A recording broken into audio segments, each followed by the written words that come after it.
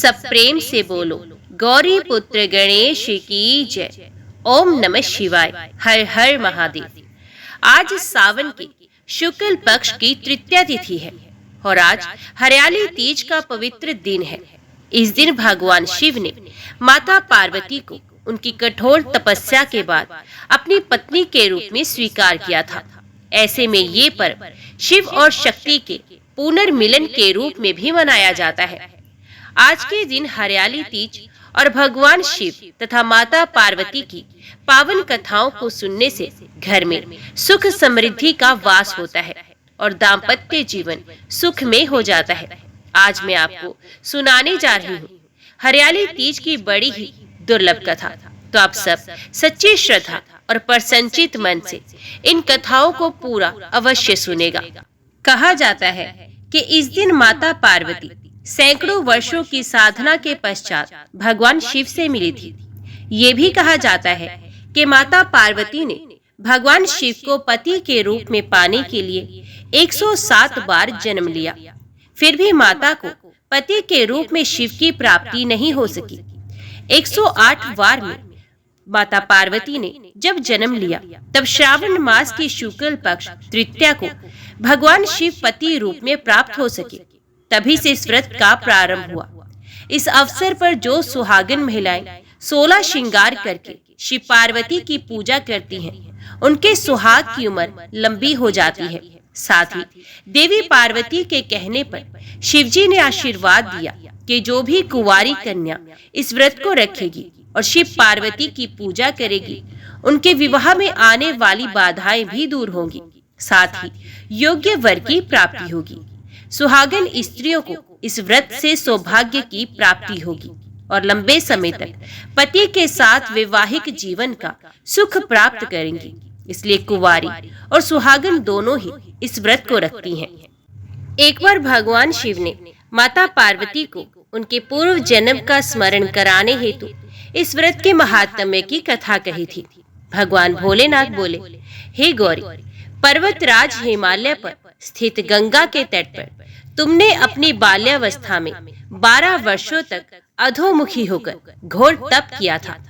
इतनी अवधि तुमने अन्न ना खाकर पेड़ों के सूखे हुए पत्ते चबाकर व्यतीत किए। माघ की विकराल शीतलता में तुमने निरंतर जल में प्रवेश करके तप किया। वैशाख की जला देने वाली गर्मी में तुमने पंच अग्नि से शरीर को तपाया। श्रावण की मूसलाधार वर्षा में खुले आसमान के नीचे बिना अन्न जल ग्रहण किए समय व्यतीत किया। तुम्हारे पिता तुम्हारी कष्ट साध्य तपस्या को देखकर बड़े दुखी होते थे, उन्हें बड़ा कलेश होता था। तब एक दिन तुम्हारी तपस्या तथा पिता के कलेश को देखकर नारद जी तुम्हारे घर पधारे। तुम्हारे पिता ने हृदय से अतिथि सत्कार करके उनके आने का कारण पूछा। नारद जी ने कहा, गिरिराज, मैं भगवान विष्णु के भेजने पर यहाँ उपस्थित हुआ हूँ। आपकी कन्या ने बड़ा कठोर तप किया है। इससे प्रसन्न होकर वे आपकी सुपुत्री से विवाह करना चाहते हैं। इस संदर्भ में आपकी राय जानना चाहता हूँ। नारद जी की बात सुनकर गिरिराज गदगद हो गए। उनके तो जैसे सारे कलेश ही दूर हो गए। प्रसन्नचित होकर वे बोले, श्रीमान, यदि स्वयं विष्णु मेरी कन्या का वरण करना चाहते हैं तो भला मुझे क्या आपत्ति हो सकती है। वे तो साक्षात ब्रह्म है। हे महर्षि, ये तो हर पिता की इच्छा होती है कि उसकी पुत्री सुख संपदा से युक्त पति के घर की लक्ष्मी बने। पिता की सार्थकता इसी में है कि पति के घर जाकर उसकी पुत्री पिता के घर से अधिक सुखी रहे। तुम्हारे पिता की स्वीकृति पाकर नारद जी विष्णु के पास गए और उनसे तुम्हारे विवाह के निश्चित होने का समाचार सुनाया। मगर इस विवाह संबंध की बात जब तुम्हारे कान में पड़ी तो तुम्हारे दुख का ठिकाना न रहा। तुम्हारी एक सखी ने तुम्हारी इस मानसिक दशा को समझ लिया और तुमसे उसने उस दुख का कारण जानना चाहा। तब तुमने उसे बताया, मैंने सच्चे हृदय से भगवान शिव शंकर का वरण किया है, किंतु मेरे पिता ने मेरा विवाह विष्णु जी के साथ निश्चित कर दिया है। मैं विचित्र धर्म संकट में हूँ। अब क्या करूं? प्राण छोड़ देने के अतिरिक्त अब कोई भी उपाय शेष नहीं बचा है। तुम्हारी सखी बड़ी ही समझदार और सूझबूझ वाली थी। उसने कहा, सखी, प्राण त्यागने का इसमें कारण ही क्या है? संकट के मौके पर धैर्य से काम लेना चाहिए। नारी के जीवन की सार्थकता इसी में है कि पति रूप में हृदय से जिसे एक बार स्वीकार कर लिया, जीवन पर्यंत उसी से निर्वाह करे। सच्ची आस्था और एक निष्ठा के समक्ष तो ईश्वर को भी समर्पण करना पड़ता है। मैं तुम्हें घनघोर जंगल में ले चलती हूँ, जहाँ साधना स्थली भी है और जहाँ तुम्हारे पिता तुम्हें खोज भी नहीं पाएंगे। वहाँ तुम साधना में लीन हो जाना। मुझे विश्वास है कि ईश्वर अवश्य ही तुम्हारी सहायता करेंगे। तुमने ऐसा ही किया।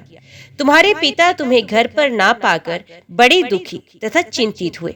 वे सोचने लगे कि तुम जाने कहाँ चली गई हो। मैं विष्णु जी से उसका विवाह करने का प्रण कर चुका हूँ। यदि भगवान विष्णु बारात लेकर आ गए और कन्या घर पर ना हुई तो बड़ा अपमान होगा। मैं तो कहीं मुंह दिखाने के योग्य भी नहीं रहूंगा। यही सब सोच विचार कर गिरिराज ने जोर शोर से तुम्हारी खोज शुरू करवा दी। इधर तुम्हारी खोज होती रही और उधर तुम अपनी सखी के साथ नदी के तट पर एक गुफा में मेरी आराधना में लीन थी। उस दिन श्रावण मास शुक्ल पक्ष की तृतीया तिथि थी। उस दिन तुमने रेत के शिवलिंग का निर्माण करके व्रत किया। रात भर मेरी स्तुति के गीत गाकर वहां पर जागती रही। तुम्हारी इस कष्ट साध्य तपस्या के प्रभाव से मेरा आसन डोलने लगा। मेरी समाधि टूट गई। मैं तुरंत तुम्हारे समक्ष जा पहुंचा और तुम्हारी तपस्या से प्रसन्न होकर तुमसे वर मांगने के लिए कहा। तब अपनी तपस्या के फलस्वरूप मुझे अपने समक्ष पाकर तुमने कहा, मैं हृदय से आपको पति के रूप में वर्ण कर चुकी हूँ। यदि आप सचमुच मेरी तपस्या से प्रसन्न होकर यहाँ पधारे हैं तो मुझे अपनी अर्धांगिनी के रूप में स्वीकार कर लीजिए। तब मैं तथास्तु कहकर कैलाश पर्वत पर लौट आया। प्रातः होते ही तुमने पूजा की समस्त सामग्री को नदी में प्रवाहित करके अपनी सहेली सहित व्रत का पारण किया। उसी समय अपने मित्र बंधु व दरबारियों के सहित गिरिराज तुम्हें खोजते खोजते वहां पहुंचे और तुम्हारी इष्ट कष्ट साध्य तपस्या का कारण तथा उद्देश्य पूछा। उस समय तुम्हारी दशा को देखकर गिरिराज अत्यधिक दुखी हुए और पीड़ा के कारण उनकी आंखों में आंसू उमड़ आए थे। तुमने उनके आंसू पोंछते हुए विनम्र स्वर में कहा, पिताजी, मैंने अपने जीवन का अधिकांश समय कठोर तपस्या में बिताया है। मेरी इस तपस्या का उद्देश्य केवल यही था कि मैं महादेव को पति के रूप में पाना चाहती थी। आज मैं अपनी तपस्या की कसौटी पर खरी उतर चुकी हूँ। आप क्योंकि विष्णु जी से मेरा विवाह करने का निर्णय ले चुके थे, इसलिए मैं अपने आराध्य की खोज में घर छोड़कर चली आई। अब मैं आपके साथ इसी शर्त पर घर जाऊंगी कि आप मेरा विवाह विष्णु जी से नहीं महादेव जी से करेंगे। गिरिराज मान गए और तुम्हें घर ले गए। कुछ समय के पश्चात शास्त्रोक्त विधि विधान पूर्वक उन्होंने हम दोनों को विवाह सूत्र में बांध दिया। हे पार्वती, श्रावण मास की शुक्ल तृतीया को तुमने मेरी आराधना करके जो व्रत किया था उसी के फलस्वरूप मेरा तुमसे विवाह हो सका। इसका महत्व ये है कि मैं इस व्रत को करने वाली कुंवारी कन्याओं को मनोवांछित वर देता हूँ। इसलिए सौभाग्यिक इच्छा करने वाली प्रत्येक युवती को ये व्रत पूरी एक निष्ठा तथा आस्था से करना चाहिए। बोलिए श्री शंकर पार्वती भगवान की जय। आइए अब मनोकामनाओं को पूरी करने वाले भगवान शिव और माता पार्वती की दूसरी कथा को सुनते हैं। ये कथा भगवान शंकर व पार्वती जी के विवाह से जुड़ी है। आज के इस दिन इस पवित्र कथा को सुनने से हमारी समस्त मनोकामनाएं पूर्ण हो जाती हैं और संकट भी दूर हो जाते हैं। तो आप सभी लोग पूरी श्रद्धा और प्रसन्नचित मन से इस कथा को पूरा अवश्य सुनिएगा। भगवान शंकर को पति रूप में पाने के लिए माता पार्वती ने बड़ी कठोर तपस्या कर ली थी। ब्रह्मा जी कहते हैं, हे नारद, भगवान शिव को पति रूप में प्राप्त करने के लिए पार्वती को तपस्या करते करते अनेक वर्ष व्यतीत हो गए, परंतु भगवान शिव ने उन्हें वरदान तो दूर अपने दर्शन तक नहीं दिए। तब पार्वती ने पिता हिमाचल, उनकी माता मैना और मेरु एवं मंद्राचल ने आकर पार्वती को बहुत समझाया तथा उनसे वापस घर लौट चलने का अनुरोध भी किया। तब उन सबकी बात सुनकर देवी पार्वती ने विनम्रता पूर्वक कहा, हे पिताजी और माताजी, क्या आप लोगों ने मेरे द्वारा की गई प्रतिज्ञा को भुला दिया है? मैं भगवान शिव को अवश्य ही अपनी तपस्या द्वारा प्राप्त करूंगी। आप निश्चिंत होकर अपने घर लौट जाएं। आप सभी ये जानते हैं कि भक्त वत्सल भगवान शिव को केवल भक्ति से ही वश में किया जा सकता है। अपने माता पिता और भाइयों से यह वचन कहकर देवी पार्वती चुप हो गई। उन्हें समझाने आए उनके सभी परिजन उनकी प्रशंसा करते हुए वापस अपने घर लौट गए। अपने माता पिता के लौटने के पश्चात देवी पार्वती दुगने उत्साह के साथ पुनः तपस्या करने में लीन हो गई। उनकी अद्भुत तपस्या को देखकर सभी देवता, असुर, मनुष्य, मुनि आदि सभी चराचर प्राणियों से पूरा त्रिलोक संतप्त हो उठा। उस तपस्या को देखकर स्वयं भगवान शिव आश्चर्यचकित हो गए। उनकी अटूट भक्ति ने शिव जी को विचलित कर दिया। तब भगवान शिव ने सप्तऋषियों का स्मरण किया। उनके स्मरण करते ही सातों ऋषि वहां आ गए। वे अत्यंत प्रसन्न थे और अपने सौभाग्य की सराहना कर रहे थे। उन्हें देखकर शिव जी हंसते हुए बोले, आप सभी परम हितकारी व सभी वस्तुओं का ज्ञान रखने वाले हैं। गिरिराज हिमालय की पुत्री पार्वती इस समय सुस्थिर होकर शुद्ध हृदय से गौरी शिखर पर्वत पर घोर तपस्या कर रही है। उनकी इस तपस्या का एकमात्र उद्देश्य मुझे पति के रूप में प्राप्त करना है। उन्होंने अपनी सभी कामनाओं का त्याग कर दिया है। मुनिवरों, आप सब मेरी इच्छा से देवी पार्वती के पास जाएं और उनकी दृढ़ता की परीक्षा लें। भगवान शिव की आज्ञा पाकर सातों ऋषि देवी पार्वती की तपस्या वाले स्थान पर चले गए। वहां देवी पार्वती तपस्या में लीन थी। उनका मुख तप पुंज से प्रकाशित था। उन उत्तम व्रतधारी सप्तऋषियों ने हाथ जोड़कर मन ही मन देवी पार्वती को प्रणाम किया। तत्पश्चात वे ऋषि बोले, हे देवी गिरिराज नंदनी, हम आपसे ये जानना चाहते हैं कि आप किस लिए ये तपस्या कर रही हैं। आप इस तप के द्वारा किस देवता को प्रसन्न करना चाहती हैं और आपको किस फल की इच्छा है? उन सप्तऋषियों के इस प्रकार पूछने पर गिरिराज कुमारी देवी पार्वती बोली, मुनीश्वरों, आप लोगों को मेरी बातें अवश्य ही असंभव लगेंगी। साथ ही मुझे इस बात की भी आशंका है कि आप लोग मेरा परिहास उड़ाएंगे, परंतु फिर भी जब आपने मुझसे कुछ पूछा है तो मैं आपको इसका उत्तर अवश्य दूंगी। मेरा मन एक बहुत उत्तम कार्य के लिए तपस्या कर रहा है। वैसे तो ये कार्य होना बहुत मुश्किल है, तथापि मैं इसकी सिद्धि हेतु पूरे मनोयोग से कार्य कर रही हूँ।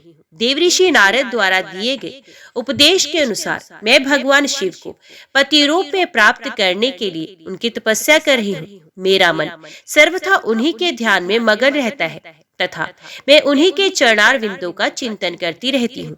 देवी पार्वती का ये वचन सुनकर सप्तऋषि हंसने लगे और पार्वती को तपस्या मार्ग से निवृत्त करने के उद्देश्य से मिथ्या वचन बोलने लगे। उन्होंने कहा, हे हिमालय पुत्री पार्वती, देवऋषि नारद तो व्यर्थ ही अपने को महान पंडित मानते हैं। उनके मन में क्रूरता भरी रहती है। आप तो बहुत समझदार दिखाई देती हैं।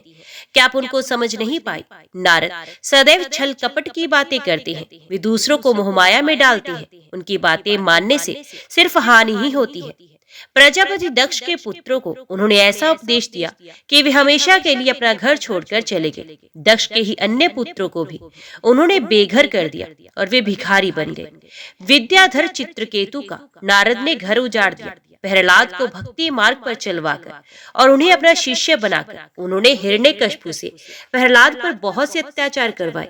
मुनि नारद सदैव लोगों को अपनी मीठी मीठी वाणी द्वारा मोहित करते हैं, फिर अपनी इच्छा अनुसार सबसे कार्य करवाते हैं। वे केवल शरीर से ही शुद्ध दिखाई देते हैं, जबकि उनका मन मलिन और कलेश युक्त है। वे सदैव हमारे साथ रहते हैं, इसलिए हम उन्हें भली भांति से जानते और पहचानते हैं। हे देवी, आप तो अत्यंत विद्वान और परम ज्ञानी जान पड़ती हैं। भला आप कैसे नारद के द्वारा मूर्ख बन गए?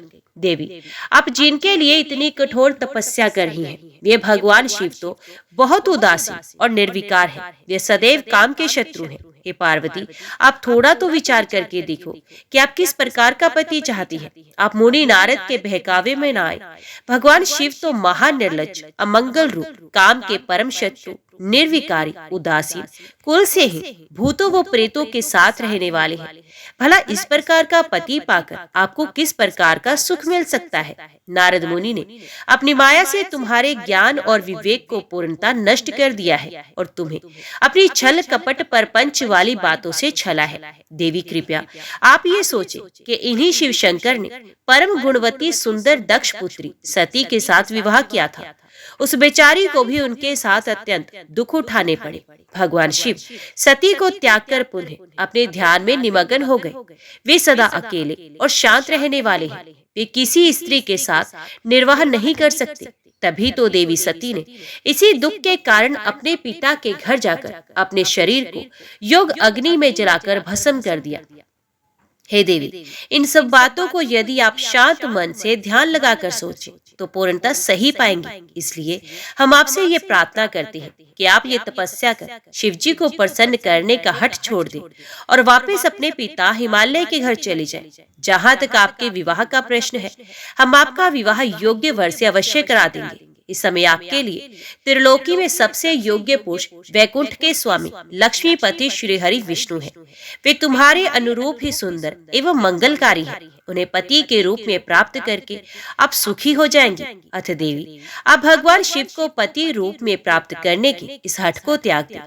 सप्तऋषियों की ऐसी बातें सुनकर साक्षात जगदम्बा का अवतार देवी पार्वती हंसने लगी और उन परम ज्ञानी सप्तऋषियों से बोली, हे मुनीश्वरों, आप अपनी समझ के अनुसार सही कह रहे हैं, परंतु मैं अपने दृढ़ विश्वास को त्याग नहीं सकती। मैं गिरिराज हिमालय की पुत्री हूँ।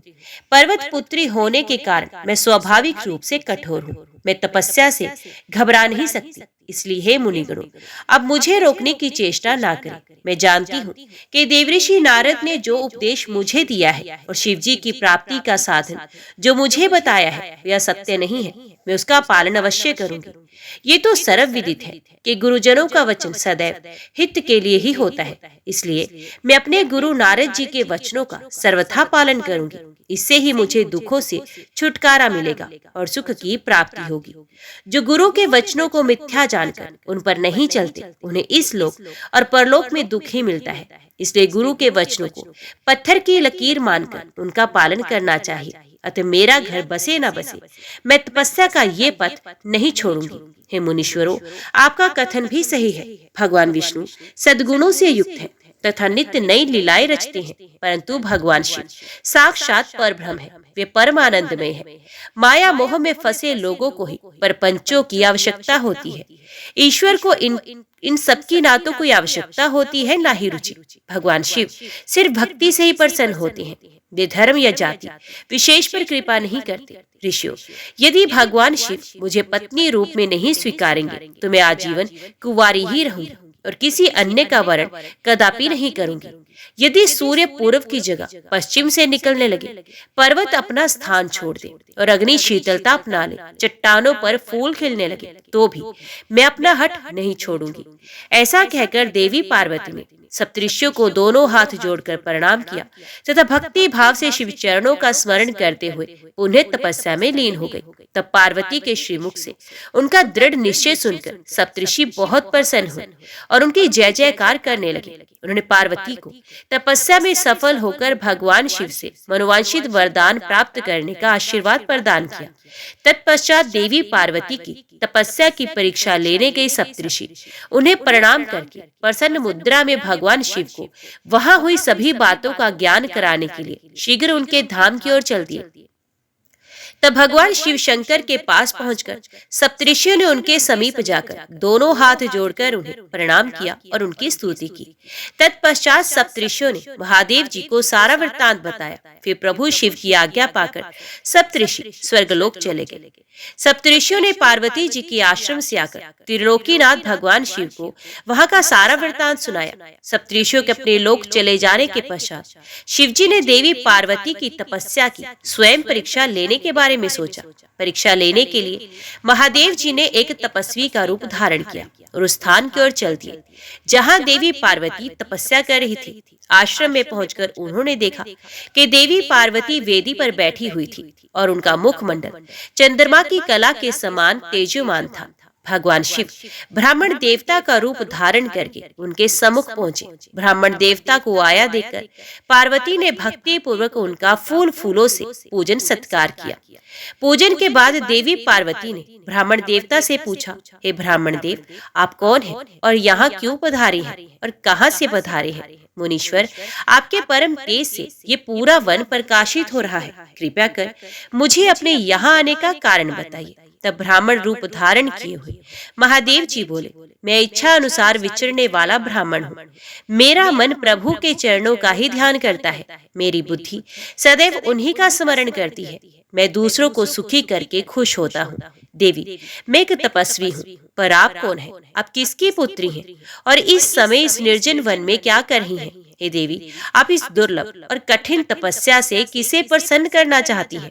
तपस्या या तो ऋषि मुनि करते हैं या फिर भगवान के चरणों में ध्यान लगाना वृद्धों का काम है। भला इस तरुण अवस्था में आप क्यों घर के ऐशो आराम को त्याग कर ब्रह्मचर्य का पालन करती हुई तपस्विनी का जीवन जी रही हैं?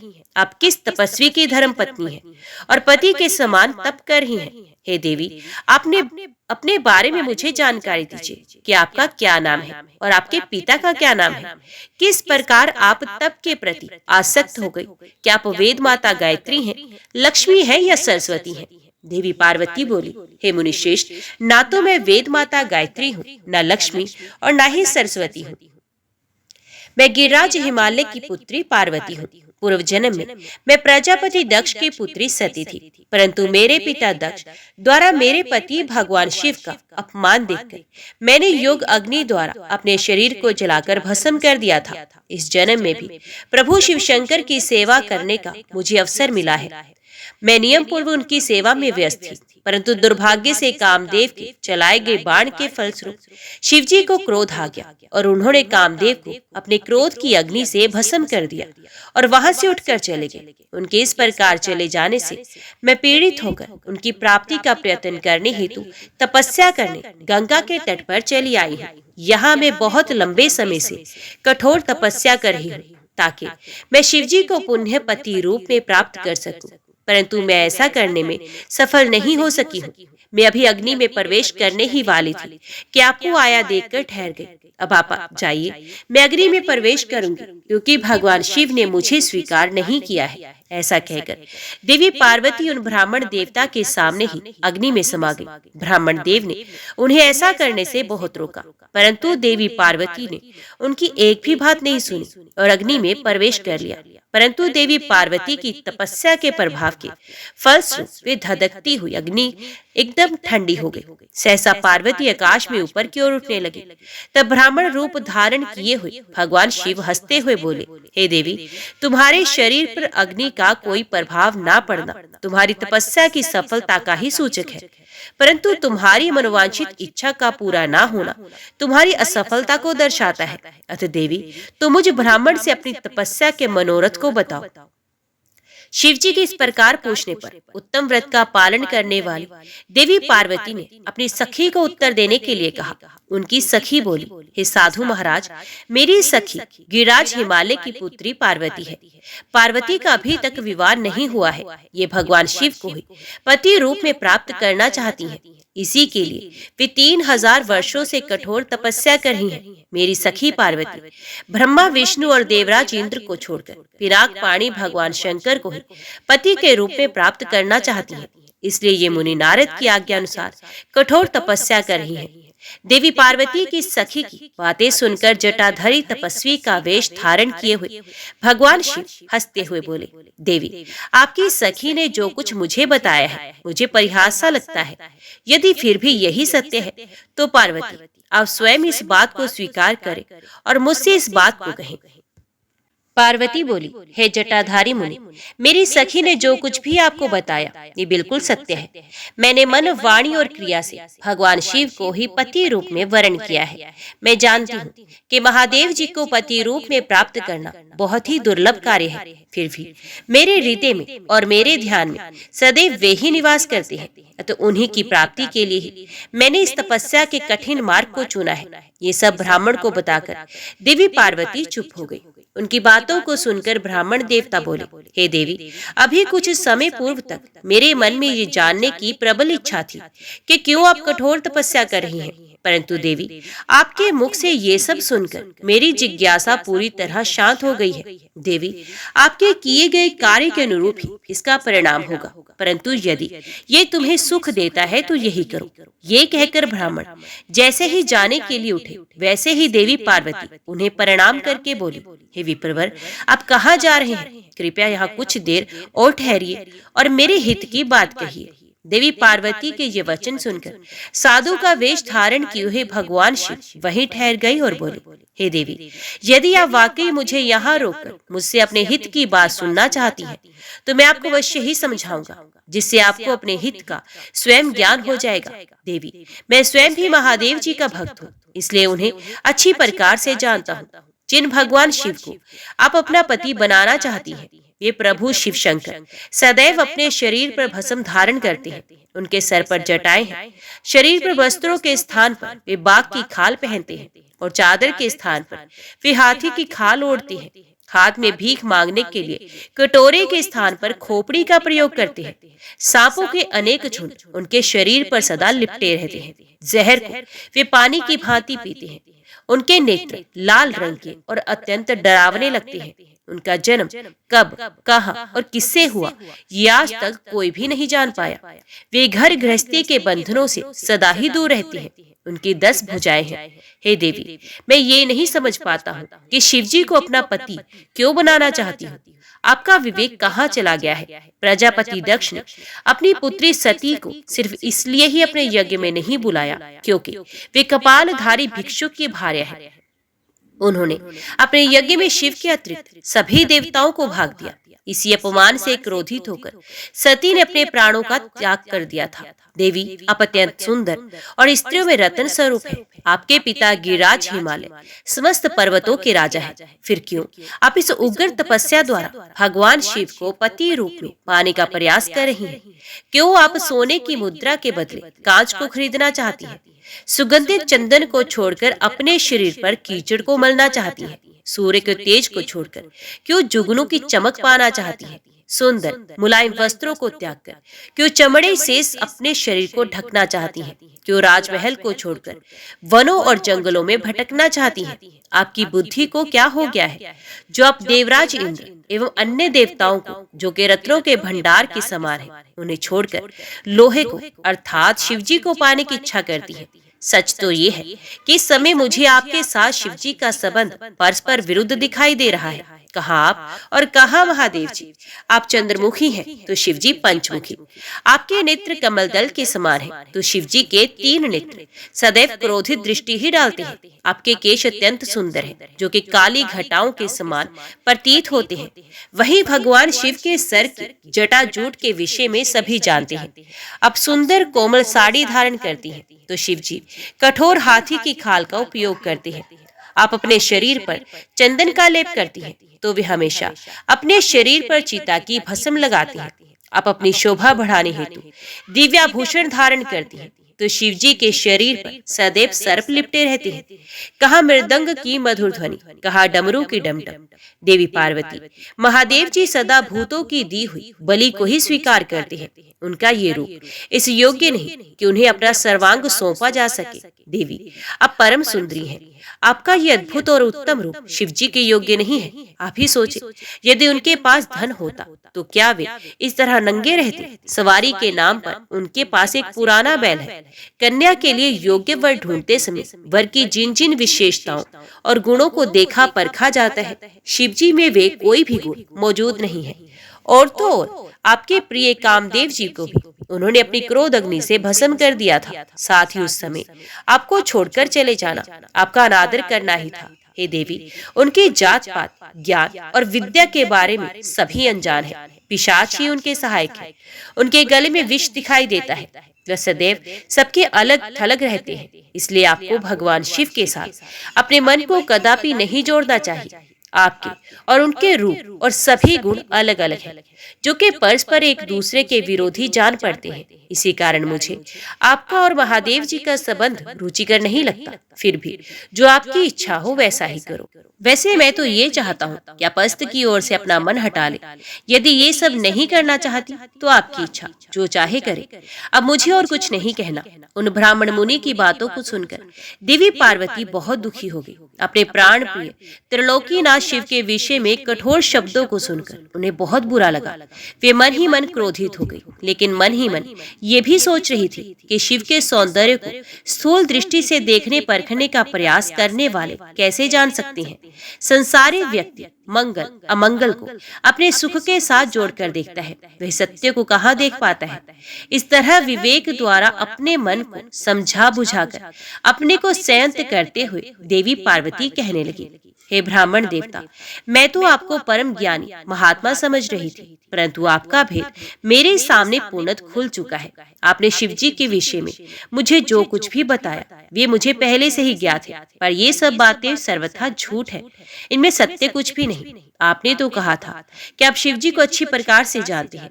आपकी बातें सुनकर लगता है कि आप झूठ बोल रहे हैं, क्योंकि ज्ञानी मनुष्य कभी भी त्रिलोकीनाथ भगवान शिव के विषय में कोई भी अप्रिय बात नहीं कहते।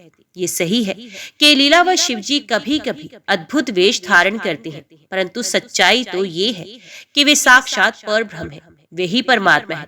उन्होंने स्वेच्छा से ऐसा वेश धारण किया है। हे ब्राह्मण, आप कौन हैं जो ब्राह्मण का रूप धारण करके मुझे छलने के लिए यहाँ आए हैं? आप ऐसी अनुचित व असंगत बातें करके एवं तर्क वितर्क करके क्या साबित करना चाहते हैं? मैं भगवान शिव के स्वरूप को भली भांति जानती हूँ। वास्तव में शिवजी निर्गुण ब्रह्म है, समस्त गुण ही जिनका स्वरूप हो, भला उनकी जाति कैसे हो सकती है? शिवजी तो सभी विद्याओं का आधार है, भला फिर उनको विद्या से क्या काम हो सकता है? पूर्व काल में भगवान शिव ने ही श्री हरि विष्णु को संपूर्ण वेद प्रदान किए थे, जो चराचर जगत के पिता है। उनके भक्त जन मृत्यु को भी जीत लेते हैं, जिनके द्वारा इस प्रकृति की उत्पत्ति हुई है, जो सभी तत्वों के आरंभ के विषय में जानते हैं। उनकी आयु का माप कैसे किया जा सकता है? भक्त वत्सल शिवजी सदा ही अपने भक्तों के वश में रहते हैं। वे अपने भक्तों पर प्रसन्न होने पर प्रभु शक्ति, उत्साह शक्ति और मंत्र शक्ति नामक अक्षय शक्तियां प्रदान करते हैं। उनके परम चरणों का ध्यान करके ही मृत्यु को जीता जा सकता है। इसलिए शिवजी को मृत्युंजय नाम से जाना जाता है। भगवान शिव की कृपा प्राप्त करके ही विष्णु जी को विष्णु तव, ब्रह्मा जी को ब्रह्म तव और अन्य देवताओं को देवतव की प्राप्ति हुई है। भगवान शिव महाप्रभु है। ऐसे कल्याण में भगवान शिव की आराधना करने से ऐसा कौन सा मनोरथ है जो सिद्ध नहीं हो सकता? उनकी सेवा ना करने से मनुष्य 7 जन्मों तक दरिद्र होता है। वही दूसरी ओर उनका भक्ति पूर्वक पूजन करने से सदैव के लिए लक्ष्मी की प्राप्ति होती है। भगवान शिव के समक्ष 8 सिद्धियां सर झुकाकर इसलिए नृत्य करती हैं कि भगवान शिव उनसे सदा संतुष्ट रहे। भला ऐसे भगवान शिव के लिए कोई भी वस्तु कैसे दुर्लभ हो सकती है? भगवान शिव का स्मरण करने से ही सबका मंगल होता है। इनकी पूजा के प्रभाव से ही उपासक की सभी कामनाएं सिद्ध हो जाती है। ऐसे निर्विकारी भगवान शिव में भला विकार कहाँ से और कैसे आ सकता है? जिस मनुष्य के मुख में सदैव शिव का मंगलकारी नाम रहता है, उसके दर्शन मात्र से सब पवित्र हो जाते हैं। आपने कहा था कि अपने शरीर पर चिता की भस्म लगाते हैं, ये पूर्णतः सत्य है, परंतु उनके शरीर पर लगी हुई ये भस्म जब जमीन पर गिरकर झड़ती है तो क्यों सभी देवता उस भस्म को अपने मस्तक पर लगाकर खुद को धन्य समझते हैं? अर्थात उनके स्पर्श मात्र से अपवित्र वस्तु भी पवित्र हो जाती है। भगवान शिव ही इस जगत के पालन करता, सृष्टिकर्ता और संहारक है। भला उन्हें कैसे साधारण बुद्धि द्वारा जाना जा सकता है? उनके निर्गुण रूप को आप जैसे लोग कैसे जान सकते हैं? दुराचारी और पापी मनुष्य भगवान शिव के स्वरूप को नहीं समझ सकते। जो मनुष्य अपने अहंकार की अज्ञानता के कारण शिव तत्व को निंदा करते हैं, उसके जन्म का सारा पुण्य भस्म हो जाता है। हे ब्राह्मण, आपको ज्ञानी महात्मा जानकर मैंने आपकी पूजा की है, परंतु आपने शिव जी की निंदा करके अपने साथ साथ मुझे भी पाप का भागी बना दिया है। आप घोर शिवद्रोही हैं। शास्त्रों में बताया गया है, शिवद्रोही का दर्शन हो जाने पर शुद्धिकरण हेतु स्नान करना चाहिए तथा प्रायश्चित करना चाहिए। ये कहकर देवी पार्वती का क्रोध और भी बढ़ गया और वे बोली, हरे दुष्ट, तुम तो कह रहे थे कि तुम शंकर को जानते हो, परंतु सच तो ये है कि तुम उन सनातन शिव जी को नहीं जानते हो। भगवान शिव परम ज्ञानी, सत्पुरुषों के प्रियतम व सदैव निर्विकार रहने वाले हैं। वे मेरे अभीष्ट देव हैं। ब्रह्मा और विष्णु भी सदा महादेव जी को नमन करते हैं। सारे देवताओं द्वारा शिव जी को आराध्य माना जाता, काल भी सदा उनके अधीन रहता है। वे भक्त वत्सल शिव शंकर ही सर्वेश्वर हैं और हम सबके परमेश्वर हैं। वे दीन दुखियों पर अपनी कृपा दृष्टि बनाए रखते हैं। उन्हीं महादेव जी को पति के रूप प्राप्त करने हेतु ही मैं शुद्ध हृदय से इस वन में घोर तपस्या कर रही हूँ कि वे मुझे अपनी कृपा दृष्टि से कृतार्थ कर मेरे मन की इच्छा को पूरी करे। ऐसा कहकर देवी पार्वती चुप हो गई और निर्विकार होकर पुण्य शांत मन से शिव जी का ध्यान करने लगी। उनकी बातें को सुनकर ब्राह्मण देवता ने जैसे ही कुछ कहना चाहा, पार्वती ने मुंह फेर लिया और अपनी सखी विजया से बोली, सखी, इस अदम ब्राह्मण को रोको। ये बहुत देर से मेरे आराध्य प्रभु शिव की निंदा कर रहा है। अब पुण्य उनके ही विषय में ये कुछ भला बुरा ही कहना चाहता है। शिव निंदा करने वाले के साथ साथ शिव निंदा सुनने वाला भी पाप का भागी बन जाता है। अतः भगवान शिव के उपासकों को शिव निंदा करने वाले का वध कर देना चाहिए। यदि शिव निंदा करने वाला कोई ब्राह्मण हो तो उसका त्याग कर देना चाहिए तथा उस स्थान से दूर चले जाना चाहिए। ये दुष्ट ब्राह्मण है, अतः हम इसका वध नहीं कर सकते, इसलिए हमें इसका तुरंत त्याग कर देना चाहिए। हमें इसका मुंह भी नहीं देखना चाहिए। हम सब आज इसी समय इस स्थान को छोड़कर किसी दूसरे स्थान पर चले जाते हैं ताकि इस अज्ञानी ब्राह्मण से पुण्य हमारी भेंट ना हो सके। इस प्रकार कहकर देवी पार्वती ने जैसे ही कहीं और चले जाने के उद्देश्य से अपना पैर आगे बढ़ाया, वैसे ही भगवान शिव अपने साक्षात रूप में उनके सामने प्रकट हो गए। देवी पार्वती ने अपने ध्यान के दौरान शिव के जिस स्वरूप का स्मरण किया था, शिव जी ने उन्हें उसी रूप के साक्षात दर्शन करा दिए। साक्षात भगवान शिव शंकर को इस तरह अचानक ही अपने सामने पाकर गिरजानंदिनी पार्वती का सर शर्म से झुक गया। तब भगवान शिव देवी पार्वती से बोले, हे प्रिय, आप मुझे यहाँ अकेला छोड़कर कहाँ जा रही हैं? देवी, मैं आपकी इस कठोर तपस्या से अत्यंत प्रसन्न हुआ हूँ। मैंने सभी देवताओं और ऋषि मुनियों से आपकी तपस्या और दृढ़ निश्चय की प्रशंसा सुनी है, इसलिए आपकी परीक्षा लेने की ठान कर मैं आपके सामने चला आया हूँ। अब आप मुझसे कुछ भी मांग सकती हैं, क्योंकि मैं जान चुका हूँ आप अप्रतिम सौंदर्य की प्रतिमा होने के साथ साथ ज्ञान, बुद्धि और विवेक का अनूठा संगम है। आज आपने अपने उत्तम भक्ति भाव से मुझे अपना खरीदा हुआ दास बना दिया है। सुस्थिर चित्त वाली देवी गिरिजा, मैं जान गया हूँ आप ही मेरी सनातन पत्नी है। मैंने अनेकों प्रकार से बार बार आपकी परीक्षा ली है। हे देवी, मेरे इस अपराध को आप क्षमा कर दें। हे शिव, इन तीनों लोकों में आपके समान अनुरागिणी कोई ना है, ना थी, ना ही कभी हो सकती है। मैं आपके अधीन हूँ। देवी, आपने मुझे पति बनाने का उद्देश्य मन में लेकर ही ये कठिन तपस्या की है, अतः आपकी इस इच्छा को पूरा करना मेरा धर्म है। देवी, मैं शीघ्र ही आपका पाणी ग्रहण कर आपको अपने साथ कैलाश पर्वत पर ले आऊंगा। देवादिदेव महादेव जी के इन वचनों को सुनकर गिरजानंदिनी पार्वती के आनंद की कोई सीमा न रही। वे अत्यंत प्रसन्न हुई। हर्षातिरेक से उनकी तपस्या करते हुए सारा कष्ट पल में दूर हो गया। उनकी सारी थकावट तुरंत ही मिट गई। पार्वती अपनी तपस्या की सफलता और त्रिलोकीनाथ भक्त वत्सल महादेव जी के साक्षात दर्शन पाकर कृतार्थ हो गई और उनके सभी दुख क्लेश पल भर में ही दूर हो गए। उस समय वे बहुत सुख का अनुभव करने लगे। अपने सम्मुख खड़े महादेव जी से इस प्रकार बोली, हे देवेश्वर, आप सबके स्वामी हैं। हे प्रभु, पूर्व काल आपने जिस प्रिया के कारण प्रजापति दक्ष के संपूर्ण यज्ञ का पलों में विनाश कर दिया था, भला उसे ऐसे ही क्यों भुला दिया? हे सर्वेश्वर, हम दोनों का साथ तो जन्म जन्मांतर का है। प्रभु, इस समय मैं समस्त देवताओं की प्रार्थना से प्रसन्न होकर उनको तारकासुर के दुखों से मुक्ति दिलाने के लिए पर्वतों के राजा हिमालय की पत्नी देवी मैना के गर्भ से उत्पन्न हुई हूँ। आपको ज्ञात ही है कि आपको पुण्य पति रूप में प्राप्त करने हेतु ही मैंने ये कठोर तपस्या की है। इसलिए हे देवेश, आप मुझसे विवाह कर मुझे मेरी इच्छा अनुसार अपनी पत्नी बना ले।